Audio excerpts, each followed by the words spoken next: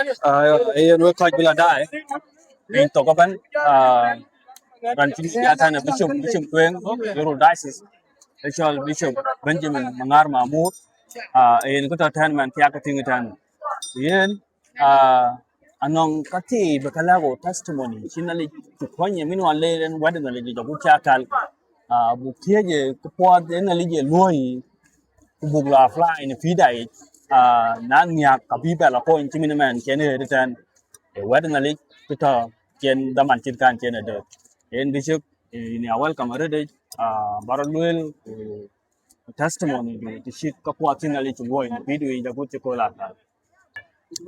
Tiyan na lang fit. Um, In Israel na lang challenge ni fursa. Kita juba. Ito the Bishop Nathaniel Garang. Awunin na lang. Bishop Nathaniel Garang o Wakulu of Yirol. Bishop Nathaniel Garang adit nagan nabun nalwa the word na lang. Bishop Nathaniel Garang ran corporate. Bishop Nathaniel Garang ran nyar nyalik. Bishop Nathaniel Garang ran nyar latuen the word nyalik latuen ran nyalik. Ake kakaro achake dom watan pirdi ji yang anan nyar latuen the word nyalik kwan nyar latuen ran nyalik. Teto yamok tin yamana oga jam na oga jam akun nom de ti nyaligi tagda ayake tinggal gal katin ka kai we krut ken ayake tin we ka kan yalu kituen ba ken chok to ni chol nyalai chol nothing nyalai cholan 1975 a chola on the 16th of February 1975 Pacholan through a small voice Jamnial, and he who asks blessing before sunrise, I will give. Nay on column, the new dog I get yet, a pair, nial, okay, quite I'm away tongue, and the key, put on I chico elto, I chico got a cake, okay, I pair. I think I don't pull that here and that one where you. Naja Italian in the can. This message, when combined English. And he who asks blessing before sunrise, I'll give. I think, Kayayuk, the coin near continue the Asurakin, it a winner. You know that. I think, Nadaga, Koi Rojot, Rarajot. Arwell can ban Benya to Kutiati, Kayagan. Can Karajala Jot, Lord, Pulangyali, Danyali, Parakarajan, Win, Yaganati Edun, Kaluel, Royal Kiban. Yakin.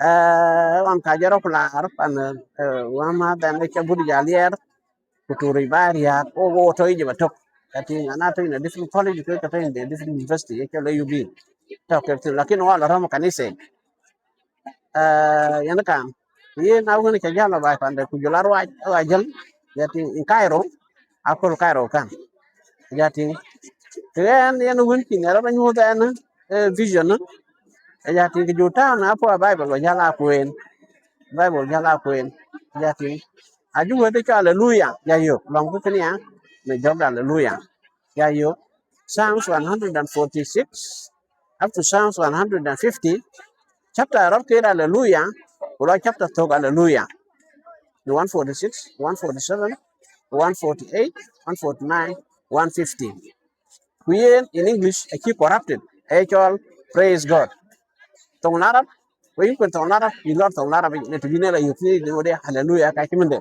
Tiyan wadi ja dom ga ya hallelujah hallelujah hallelujah ke ni langan ke ku ja lo ma ta budi ja liat ya latin ku ju la ben ba ja rwa ku ja hallelujah hallelujah hallelujah na wa ja mo wa mi to lo gi to yo ko la to ko ya to yo ko la kan kana ne graduate studies be wo la to no bi to ja tin ko era min ni jo re do wa mer mo ko ni na jam ja tin ke ti tin tam wan ten Sudanese time. Ene tibiati eden yali ni event kin kan. Ene tibiati eden yali ni event kin kan.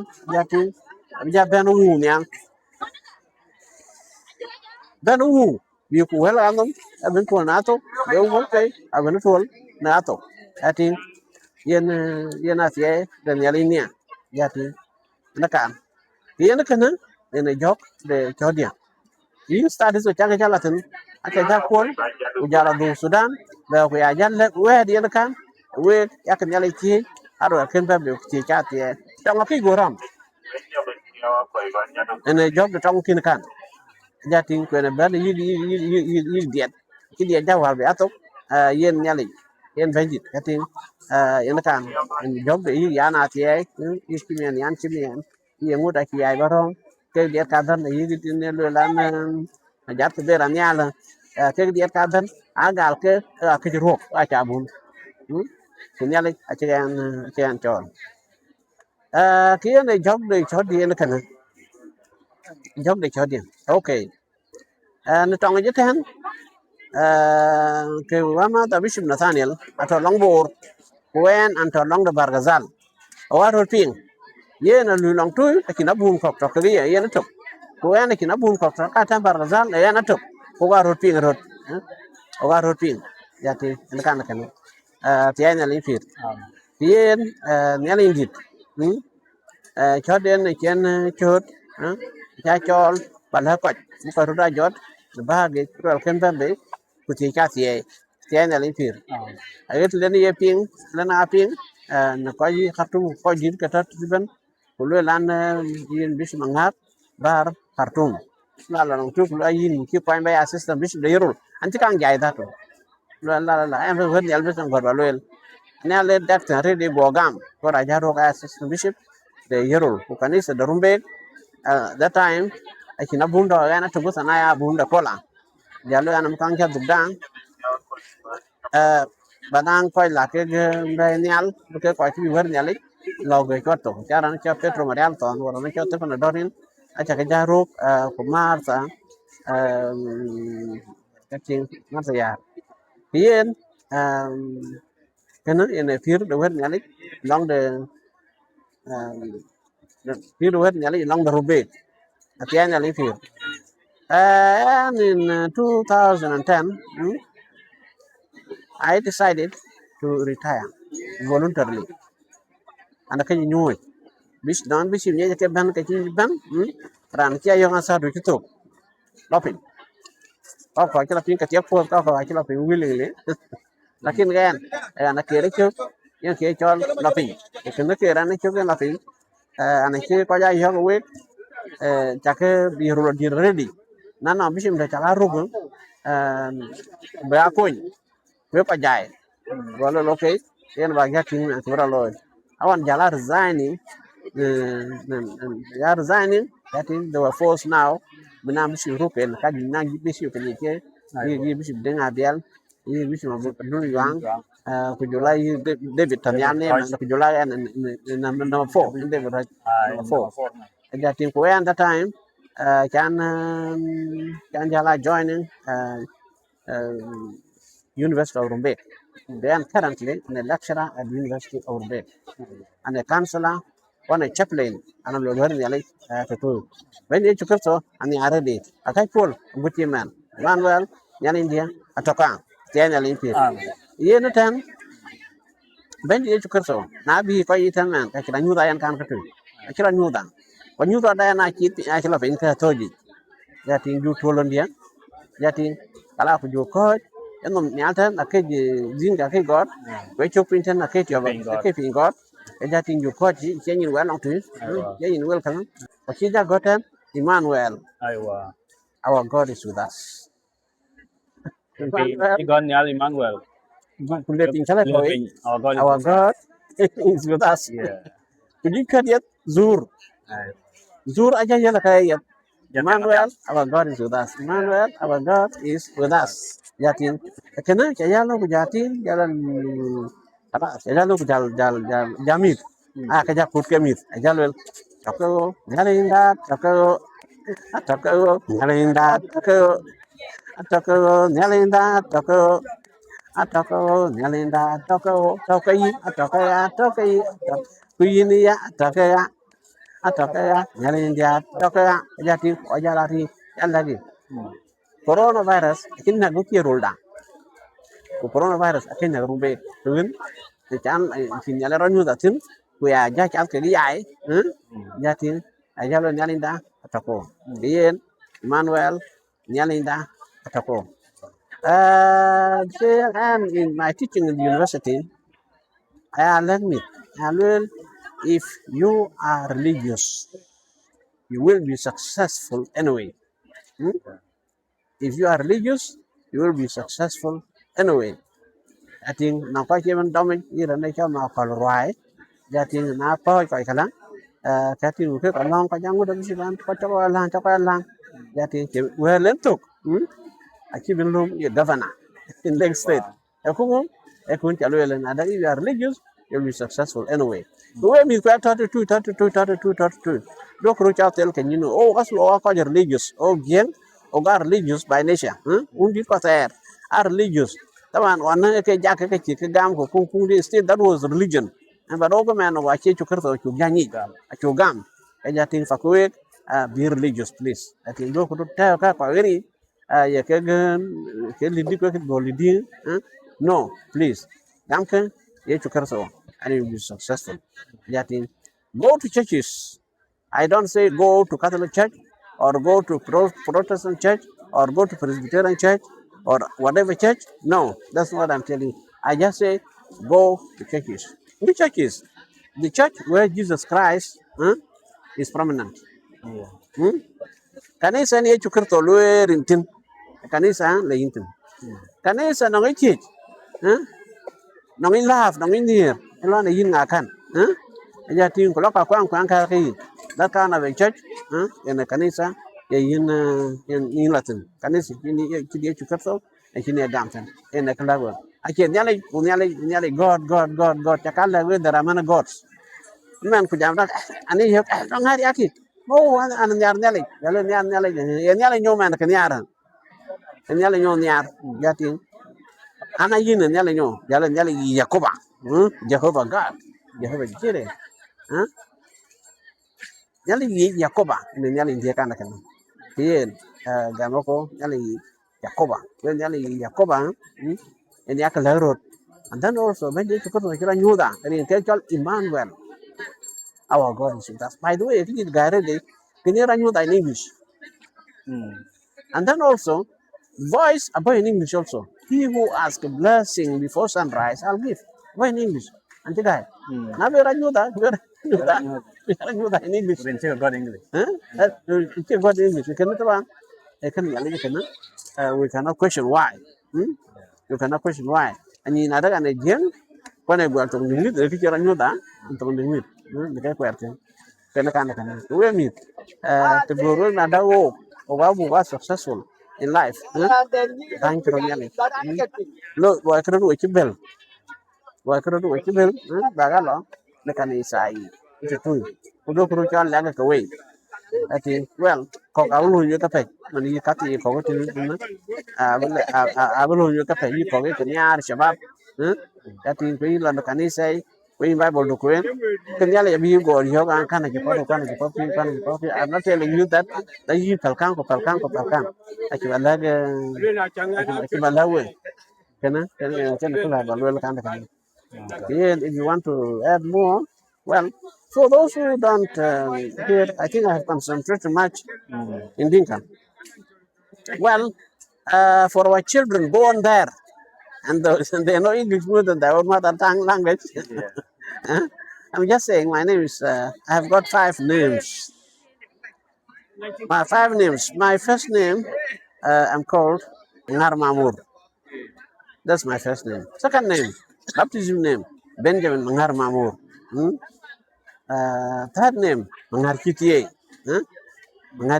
That's from my father also.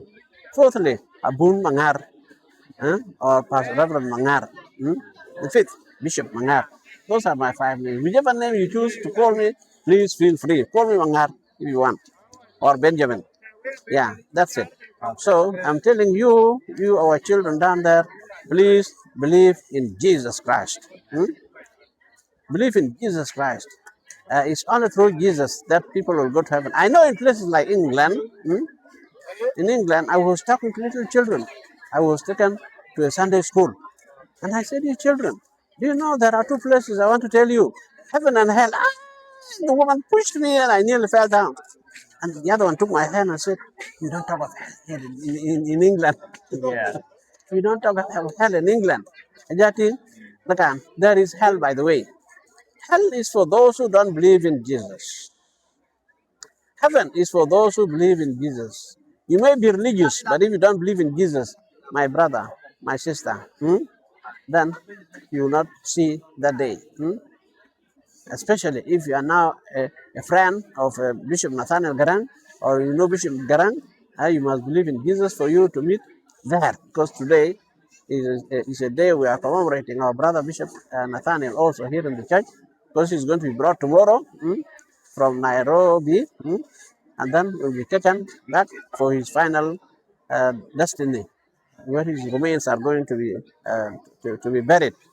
En kan kan we ka juda cha ping en ke chit story de la testimony de chit chi na le ki na chalten gud bi ja to la ka la gud da man bi ne ko an biya bi shek ne yoro gud bi ja bi ni 2010 ne la pin ne to so taban bi shum tulu yere di chuwat na le chi ko gare fa che nu ka je yere de chimin chua ga ping ku dia yere da chi ka ba be en nong din jam Yoda, I Yoda, chi ai barom, chi ai barom, Yoda, chi ai barom, chi ai barom, chi yande gai win nyali, yande Manuel, yande Yeshu, yande Kereso, yante pino tom na Lord wana chol, hallelujah.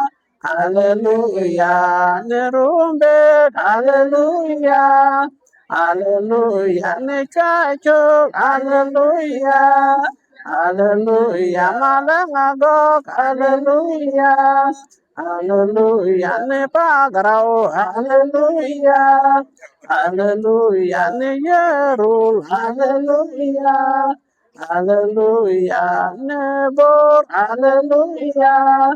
Hallelujah, Juba, Juba, Hallelujah, Hallelujah. Yan chipin no drum, yan gay Manuel Yechu Kiraso, yan chipin no drum, yan Hallelujah, Hallelujah, Berkulun, Hallelujah, Hallelujah.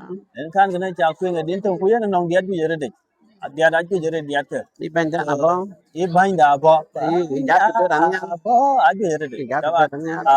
aba ka jal peng dol ka ko aba ka jal yo ko bu bung so le ai ji jala ka pa da we ka ju peng ka ju yere da cha ka peng o ka pa da re de ko ba tie je tan man ngod kai go tie agor ban le go na da ka dan tiyo ka chal masira ko cha ta tan chini ajal we langal khaja pe jala chat masira ko kani sa masira lo duko je wali nga abun ka dia na chat masira e yedi bichu mangar mamur ni di masira be e bi be daman ter chwan ko na ku ka bajal ni jaka kujila ko tiyo ga chala tiai na ni ku e yedi bichu mangar mamur ni lo ko ko so ko bichu mangar mamur ti lu ka je de ko cho ko chimin bichu na sani karanga nya ten taw ka tena kal kwa bak tingala ki chiti chi pen gen tiang ten tan pa ju jere da chu we e nin bisu manga mamur lu ting le balla pa tio ka babe ju ka banyal wad na ji ju ku be ni ku ba bi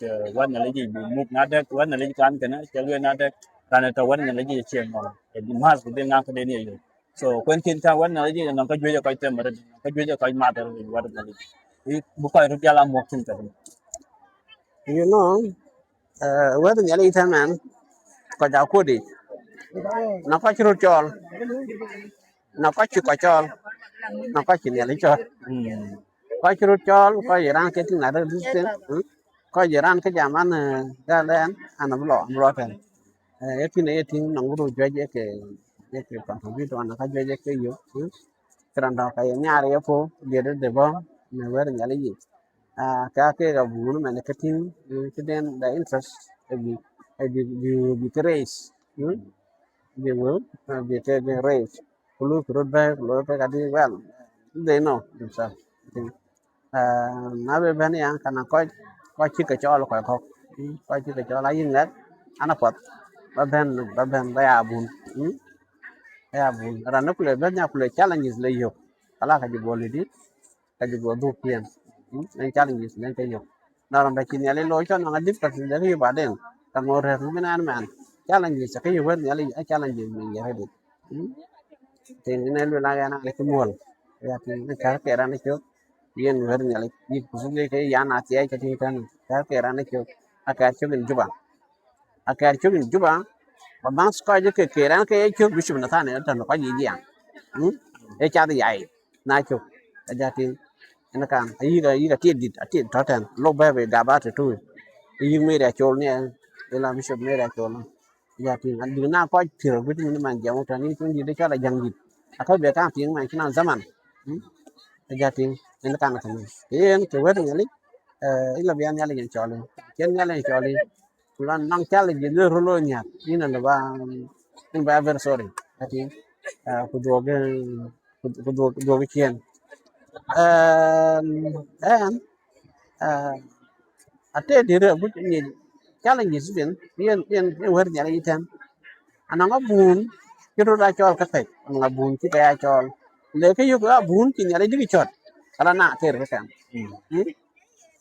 kala na ater na ka kam ja tin ka bura ki nyala digi chot den ka kila chop nya bun ka kam nu le kam yu kan ka da kwer nyali ko yete ar kan ka na kwer den kwer den kwe banya le jot ni atin koran nyali ji kwer nyali won nyam lo twen kadi ina ke den ta ke yen yen abran po achar ina man ai kira chol to kon nyali chi chol ko ke jang ba ya bun ya ti kana ne ke ya lo if you understand ki nyali chen di chot ya ti perfect and especially when you got to call it kon ka po nyali I would advise you gat ki jama kon raba ka diel jurana po gor na tu nyali jang loy nutan kanisa tan nangi dal go di ready yakin kan cha wara cha ran sa ki na ke cha got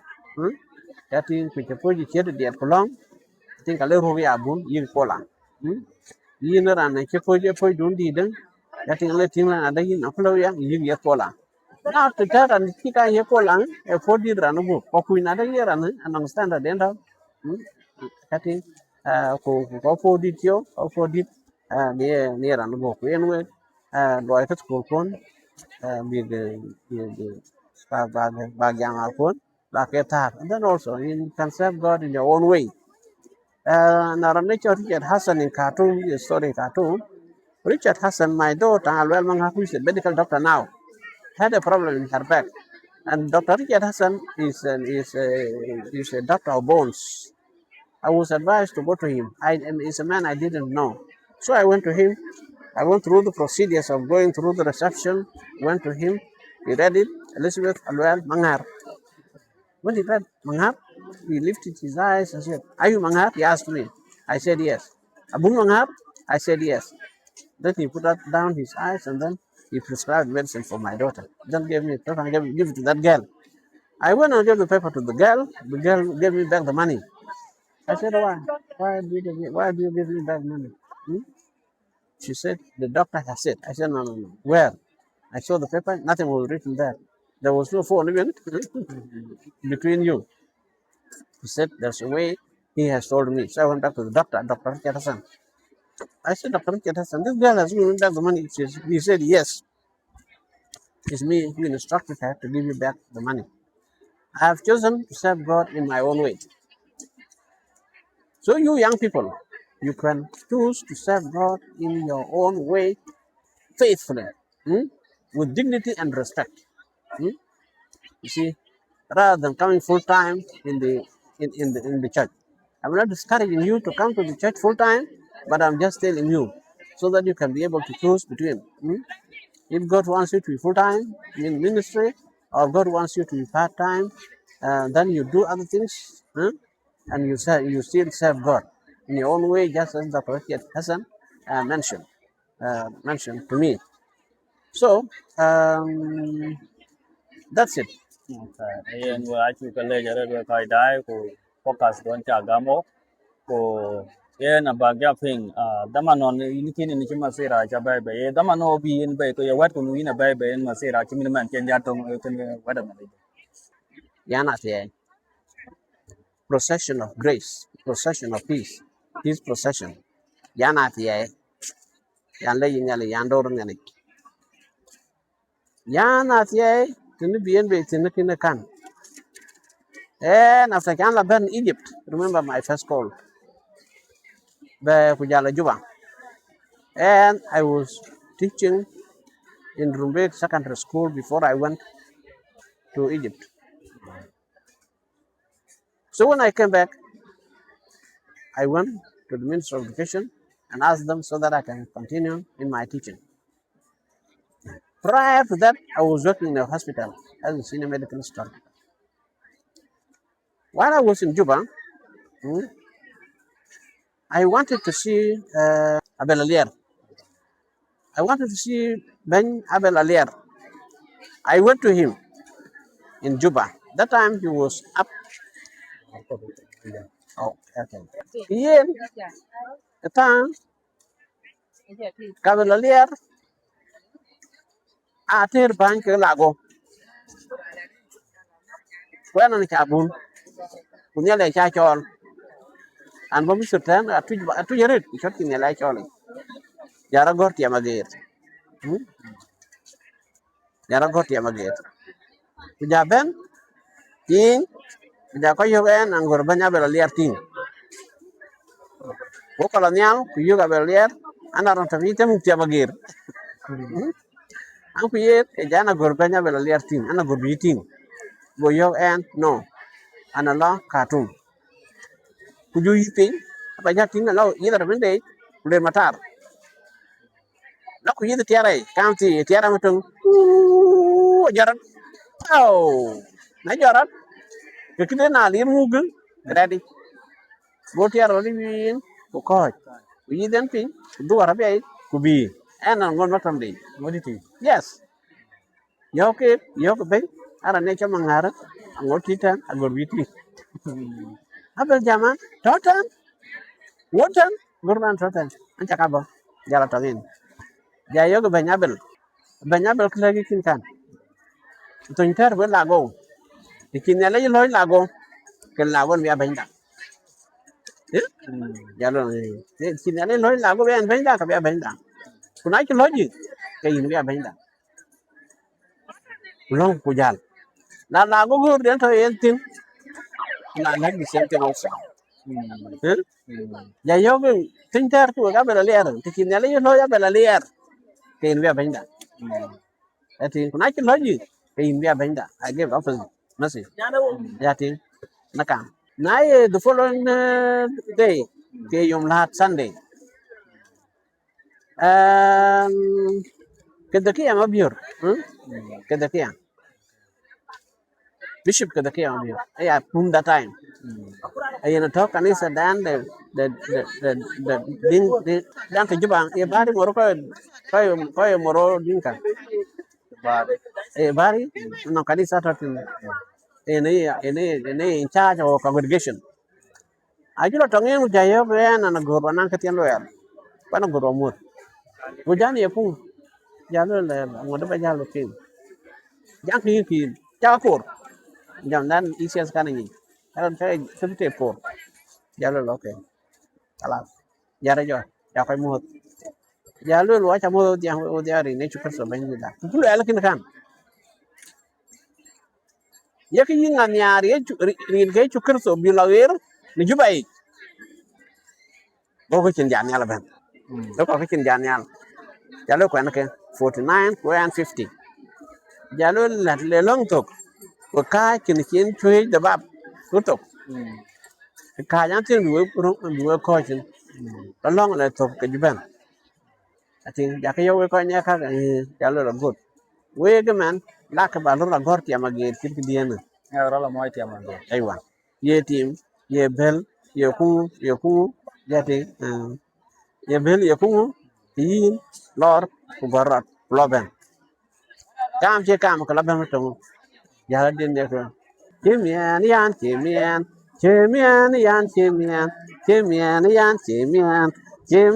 yan chimian bili bu kupiang an atien yali pir atien yali pir nin ko pai no dia ne wendu wan nyal nin ko pai no dia ne wendu wan nyal chẳng ni ra bo tong ne wendu wan chu ra really ra na ye cha chor ku yo ke cho ga yen ngol chi ngol ke cho ga cha min ke lie bi nya ya bir ku tiam to ma e pan man pia dan dom ye dom ku jo le ta dia ma gen chan ku tiam ma gen ya ran ben dia ma gen ke na mi tiam ma gen jan ya dia ma ge re cha dia ma ge re cha gai chi to ku be ra cha dia ma ge re cha Naban masira dia kan. ma ge ina kar chak de kala wa chu di jaw ja lo men wa lo ko nyo men ja la twen atin ala juran fan fer wuti bishop na tanel bishop na tara ko fore de aja i gutti de bul lato yati aja ben ku juku yaay juku rat ko nyo ala ko nyo je nga di non ten re de ti yari atin ene kar de tin ren e ka kir ara an ben ya mu ti ma geer achira ja lo yen sa ja mu ti ma gutti Gucci man ku japay pe nara. aywa ben ke chola ti ay ne le pir ne chal wel tin Aywa. atia nyale pir ani jala ben kating ani nyale kaj pono yan kutia nyale kaj pono yan kutia ka jating kien ana nong nyante dien ruro that time ni cha meri kon mangat te jwa tan man kien she was small ko ya ko ba fin ka pi hay kula tin nyale nyale kaj loy chin kala tie moja tie nyale pir moja tie nyale pir ina kar kula tie nyale pir kin ka Gucci man jen pe. ake ke Oban. ba pandia yan mi cha ba ka Gucci ko ka waja de ko. yen ekin kan man ya tebin yen atiya nya ni pir ka ja tin ken kan kan yen ke tiama ger chu tiama ger kan chu ya na atiya kan chu te kan yi man ki godan e lo lan de dinka cross Yeah. and man ana nang ka gat e lo the story of the dinka cross about god man in kan the story of the dinka cross to lo kan bai ja tin e ke dan tin to nan ko che ke yi tie wer jar bera nyal mana di kitoj Yeah. nu jat bera nyal e kene lu ara ke ja ru a cha ba a ke ru da to jat bera nyal jat bera nyal pan sudan jat ke bera nyal pan sudan bera da ku bera da nyali bera da ku bera da nyali mo ke nyal ne cham ku ke mo ke nyal bera loy bera da chini cham ku bera da nyali ni chini ku tiam no ke ma ge bera da ku bera da nyali bera da ku bera da nyali mo ke nyal ne cham ku ke mo ke nyal ne cham ku ke mo ke nyal nyali ja loy bai panda nyali ja loy bai panda ngol chap phiêng mi yen chor dirol nyali ja loy bai panda ngol chap ana jod yae rumbek bala yerul ya ju ya jem ban tin ke chola kin ko de cham ni kin pen yol ja tin en tin tin ta wen che ban chora de kin kan Bici di cabe.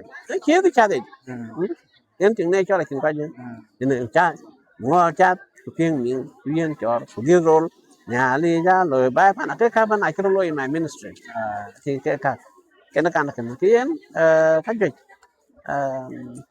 ai chim nhà lấy ai chỉ cái lôi nè là cái này chuyện bán nấm nhan lệ Jam. thì là thì bán cái giảm cái cha này nhà lấy này cái lôi nó real đấy ý cái điện chỉ mình chiêu vẫn cái à vì nhà lấy nè bi cái nè cả đi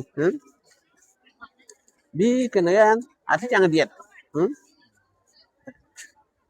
à thích chẳng điện ai ra tin chan ja e bandit chaka gol diet ken ko ken na ne cha pol ga wa ga ler e diet wari diet golden bells bi ke jala ke to wanja ta ngor ko lo tio no ding li eh golen yali chaka gol diet ken tong den kwer ken jati diet ter ron twen ken e ke ruda ya churan ti karai ko fu go dia ko ben ku yin no dol ko gi e dia dia chi me no to ki mara me ti me ro re e chu abro la jot pero yi ku be ro go ne dot dala wa chu ti la je ye chu be ro go ne dot por chi liep dal chin chu ja ka chin na wa jo ka chin ni tiel na chứ ngồi ba ran chỉ chọt ba ran chỉ miếng bát đúng rồi đó phải giờ lo giờ riêng cái ko ba na hina tang ngap tiep du gel na ran cha ka chi be tiep ya gel tiep dia bi gel ye chu na le bu le jo ga chi tiang re ge moro wa da nguda kere so bu le jo ga chi tiang ai chu le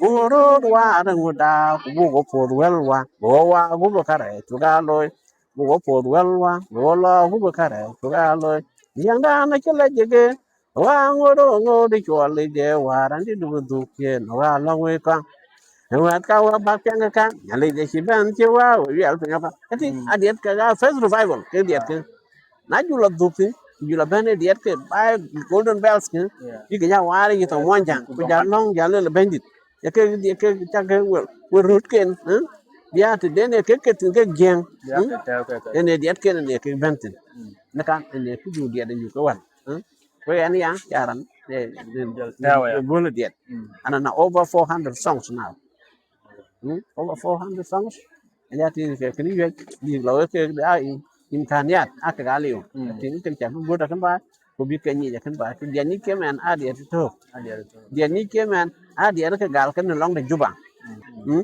ko ke dia da dil am be ready ai be ready qua cái gì ban tam ja ti cái anh kan yar nó có ko nya ka lu bi ko ba di action ba ka goda kan bai ba ka nya le di kan ni aban and ana nong ka ta na po ready ka ta na po dia di nyang giang de ko da di nyang giang tong di giang ai ba nyang giang ye got ku ye kuin ki tong larab ki tong dingit ki swahili cái này cứ luyện tin men jam ro bet tin men jati betong giang bi ya got ku bi kuin kuin mi ta po no skoli tong da bi ki tong larab ku ki swahili ku ki tong dingit ne ko loya man ke nya ni ko we ko nya ni tu ya long man and then also if you are interested please you can assist in any way and to promote this linguistic program in Jesus name amen in Bishop Mangar Mamur ko ya ka wer achinang fundraising chi ngoi wa twen ko ara kanang cái chi ka chari ba chi lo wer quite to Australia Canada jula in long America tu much ability much ka ben cho ka kai well ke nye coronavirus akira ben tamten in addition to that I can have their own personal problems meeting the near financial difficulties I think I can cry okay gonna be put in picture nake lo ready and then also nobody became interested even also to know which law on this side okay gan now ran who killed then it's all John Bong what they are getting information from John Bong in Kajal Quick so committee co form in committee we are responsible finances that in Kakedia we are trying to remember the family nga chala tatin that in KN system of full was there in that committee Mary Mangar was there okay now committee he formed that is Keno committee, John Wong is aware of this. Would a chia garage and the Kang do chap to the man in Yirol. The Kang do chap to the an I in the win in cool, Delulara and the Rakadi. Quite band the two young. I've been one of them. I keep on being called by Rumbe by Pandia, Unity, the end of Chalo. Giant one who had to Guru, you come. Jalo Lagay.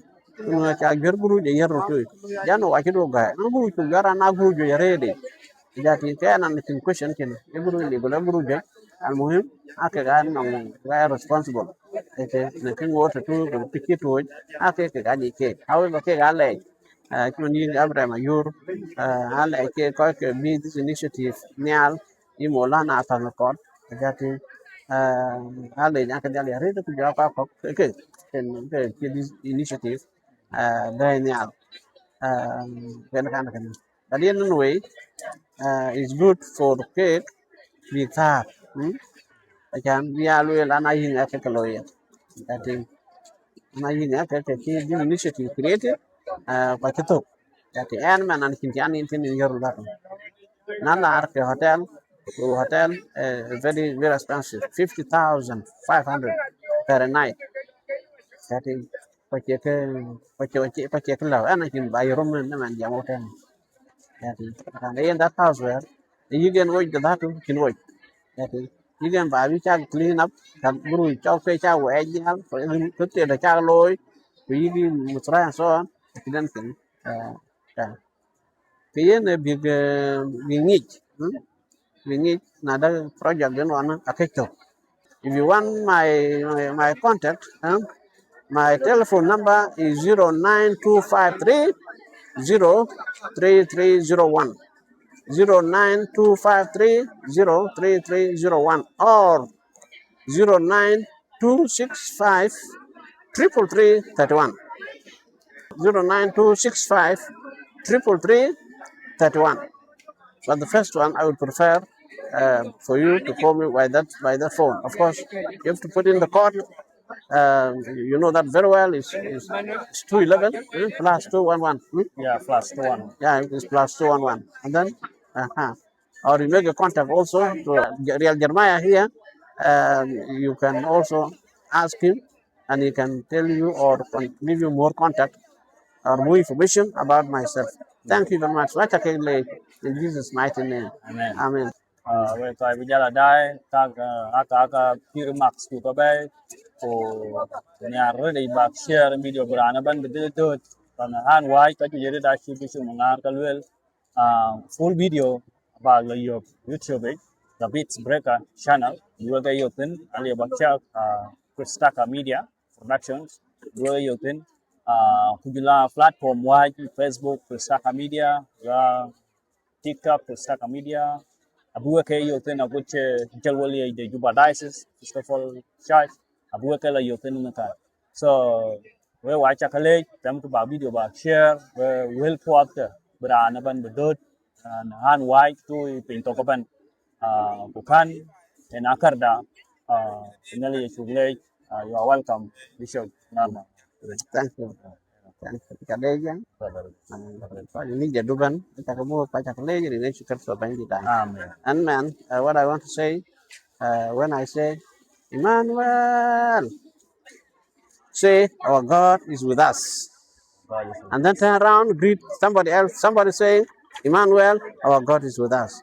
Emmanuel, kulaka nyalinda atako. Kuror kuyoguran toyulo an Emmanuel an nyalinda atako. Miatkuro jawadia Emmanuel. Yalinda tako ngang muut Emmanuel yalinda tako whether in Jesus Christ bendi da Amen. hallelujah